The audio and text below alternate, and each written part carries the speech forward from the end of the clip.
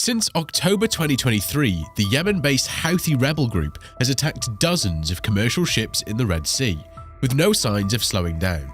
This has caused shipping companies to leave the region, leading to a weak supply chain. But why is Yemen attacking ships on the Red Sea? And what effect would this have on the world economy? Before we find that out, please like this video and subscribe to the channel. For background's sake, the Houthis are Iranian-backed rebels who seized most of northern Yemen and the country's capital of Sana'a in 2014. Since then, they have sporadically targeted ships in the region, but the attacks have increased since the start of October 7th Israel-Hamas war. The Houthis have used drones and anti-ship missiles to attack vessels, and in one case used a helicopter to board and seize an Israeli-owned ship and its crew. They have also attacked any vessel on the Red Sea, which they believe is either going to or coming from Israel. Unfortunately, in recent times, that has now escalated to just any vessel, with container ships and oil tankers flagged to countries like Norway and Liberia being attacked or drawing missile fire. Now, why is an attack at the Red Sea so important? Well, the Red Sea has the Suez Canal on its northern end and the narrow Bab el-Mandeb Strait at the southern end, leading into the Gulf of Aden. This makes it a busy waterway with ships traversing the Suez Canal to bring goods between Asia and Europe and beyond.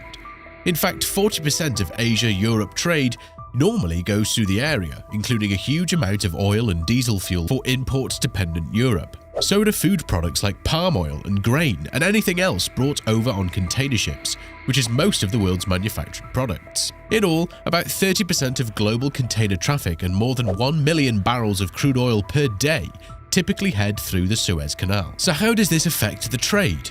Since the Houthis began attacking ships, huge shipping container companies have been avoiding the Red Sea and sending their ships around Africa and the Cape of Good Hope. This has caused the cost of insurance and fuel to rise. Also, the number of containers passing through the Red Sea fell by more than half in December 2023 to around 200,000 from 500,000 in the previous month. And according to the trade indicator, the level is 66% lower than the pre-pandemic average. The cost of a standard 40-foot container from China to northern Europe has also jumped from $1,500 to $4,000. Interestingly, the delays contributed to a 1.3% decline in world trade in December 2023, reflecting goods stuck on ships rather than being offloaded in port. The Red Sea is one of the most important landmarks in the global shipping system, with 1/3 of all container traffics flowing through it. This means that any slight disruption in trade there could send a ripple effect of higher costs throughout the world economy. Since the attack, crude oil prices have risen by more than 4%, yet analysts maintain that while this put upwards pressure on the global oil prices, it is unlikely to represent a serious energy supply shock, at least not anytime soon. But that could change if the Houthi conflict escalates and leads to trouble at the Strait of Hormuz at the southern end of the Persian Gulf, leading to some massive implications for global energy markets. Also, avoiding the Red Sea means abandoning one of the most common global shipping routes from Asia to Europe, because a bulk of Asia-Europe trade normally transits the sea.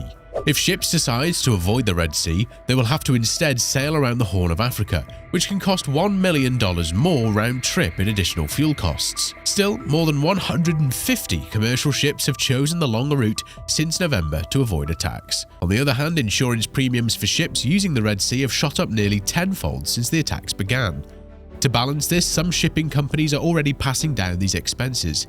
In fact, France's CMA CGM, the world's second largest shipper by market share, announced that it would double its rates for shipping from Asia to Europe. Interestingly, the Houthi strikes are only the latest in a series of disruptions that have highlighted the interconnected nature of shipping and its crucial role in the global economy. For instance, in 2019, Iran attacked several oil tankers in the Strait of Hormuz, leading many freight companies to opt for the Cape of Good Hope route. And in 2021, a ship got stranded in the Suez Canal, holding up $10 billion in goods each of the 6 days the canal was clogged. Then in 2023, a drought in Panama disrupted shipping through the country's namesake canal, through which 5% of global trade flows, making it operate at a fraction of its usual capacity. Seeing how much damage shipping disruptions can cause the whole world, how terrible would it be if the Houthis succeeded in blocking the Red Sea? Fortunately, experts have proven that the chance of that happening is low. The Houthis have no formal naval warships with which to impose a cordon, relying on harassing fire and only one helicopter-borne assault so far. Meanwhile, US, French and other coalition warship patrol the area, keeping the waterway open. Still, the attacks are making the shipping industry nervous, judging from the awful amount of trade going through the Red Sea, even though it's such a crucial supply line for Europe and Asia. The Houthi Red Sea attack is no doubt a global issue, so the US is leading a security initiative to protect ships in the Red Sea that include the United Kingdom, Bahrain, Canada, France, Italy, Netherlands, Norway, Seychelles, and Spain. In January 2024, the United States decided to attack the Houthis, killing at least 5 Houthi troops and wounding 6. Yet stopping the Houthis through military force may be difficult, because unlike Hezbollah, an Iran-backed group that faces a direct war with Israel, the Houthis are under little immediate threat, having now reached the brink of victory in their decade-long war with Saudi Arabia. That's what makes this a challenging situation for both the US and the world at large. Protected in mountain fortresses and empowered with funds, the Houthis are heavily equipped with Iran-supplied arms, including accurate drones and anti-ship cruise and ballistic missiles capable of hitting a moving ship hundreds of kilometers away. So without much effort, the Houthis can sit on a large stockpile and keep up with the campaign for a long time. So, to ensure freedom, which has become a primary goal of US foreign policy, the United States has spearheaded a 20-country naval task force to protect commercial ships in the Red Sea and the neighbouring Gulf of Aden, and deploying aircraft carriers to the region. This type of approach was also applied during the 2019 attacks, but that effort included regional powers such as Saudi Arabia and the United Arab Emirates, who are unlikely to join this particular operation. Seeing that the attack on the Red Sea has become a global concern, the Houthis decided to respond, when Yemen's Houthis said that they did not intend to expand their attacks on shipping in and around the Red Sea further, beyond their stated aims of blockading Israel, but not retaliating against the United States and Britain for the airstrikes in January 2023 has become a goal. In fact, in an interview with Mohammed Abdul Salman, the chief Houthi negotiator in peace, talks over the country's decade-old civil war.